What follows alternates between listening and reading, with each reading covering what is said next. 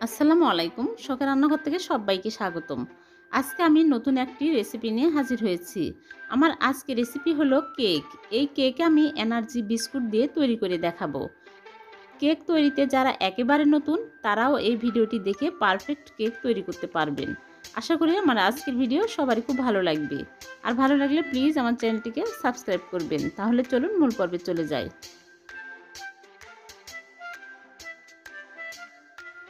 Biscuit দিয়ে cake বানাবো। প্রথমে আমি এনার্জি প্লাস বিস্কুট নিয়ে নিচ্ছি 3 প্যাকেট।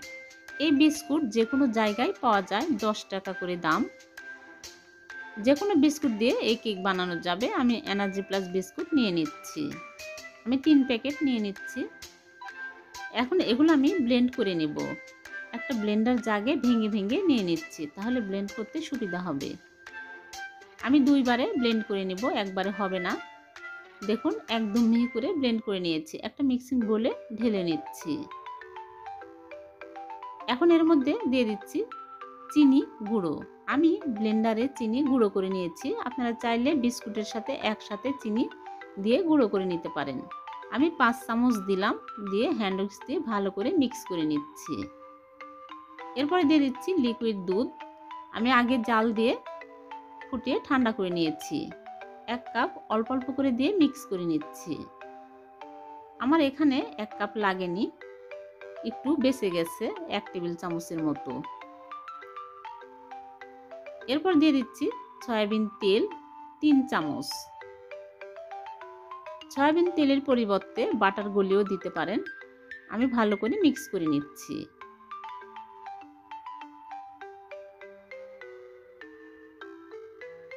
ভালো করে মিক্স করে নিলাম। এরপরে এর মধ্যে দিয়ে দিব ইনো। এই ইনো ওষুধের যে কোনো দোকানেই পাওয়া যায়, 15 টাকা করে দাম। এই ইনো খাওয়া কোনো ক্ষতিকর না। ইনো দিলে কেকটা সুন্দরভাবে ফুলে। 1 প্যাকেট দিয়ে দিলাম, দিয়ে হ্যান্ড উইক্স দিয়ে ভালো করে মিক্স করে নিচ্ছি।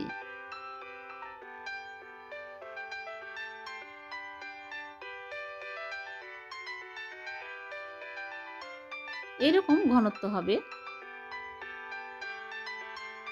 এখন আমি কেকের মোল্ড নিয়েছি, এই মোল্ডে তেল ব্রাশ করে নিচ্ছি।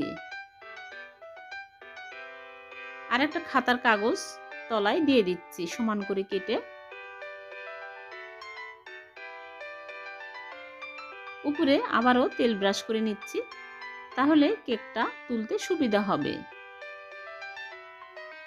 এখন কেকের প্যাটার উপর থেকে ঢেলে দিচ্ছি। ঢেলে একটু ট্যাপ করে নিতে হবে, তাহলে বাতাস থাকলে বের হয়ে যাবে। এরপরে আমি কিছু বাদাম কুচি দিয়ে দিচ্ছি উপর দিয়ে, কাঠবাদাম আর কাজু বাদাম। এখন আমি চুলায় বেক করব। এজন্য চুলায় আমি আগে থেকে নরমাল ভাতের পাতিল বসিয়ে দিয়েছি আর তলায় বালি দিয়েছি। বালির পরিবর্তে লবণ দিয়েও হবে। আমি কিছু পরিমাণে বালি দিয়েছি আর 5 মিনিট প্রিহিট করে নিয়েছি। আর একটা স্ট্যান্ড উপরে বসিয়ে দিলাম। স্ট্যান্ডের উপরে কেকের মোল্ডটা বসিয়ে দিচ্ছি। চুলাটা একদম লো হিটে করে 45 মিনিট আমি অপেক্ষা করব। আর একটা স্টিলের প্লেট দিয়ে ঢেকে দিলাম।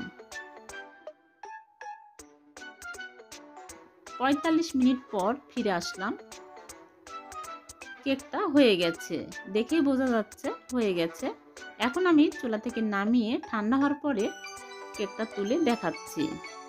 একটা নাইফের সাহায্যে এইরকম করে চারি সাইডে খুলে নিচ্ছি আর একটা প্লেটে ঢেলে নিচ্ছি। দেখুন কেকটা কত সুন্দর হয়েছে। এখন আমি কাগজ খুলে নিচ্ছি। অনেক সুন্দর হয়েছে কেকটা, কতটা স্পঞ্জি হয়েছে আর নরম হয়েছে দেখুন।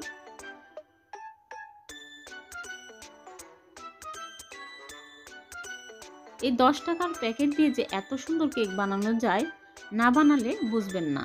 আমি কেটে দেখাচ্ছি ভিতরটা কেমন হয়েছে। খুব ঝটপট এই কেকগুলো বানিয়ে নেওয়া যায়, খেতে অসম্ভব মজার হয়।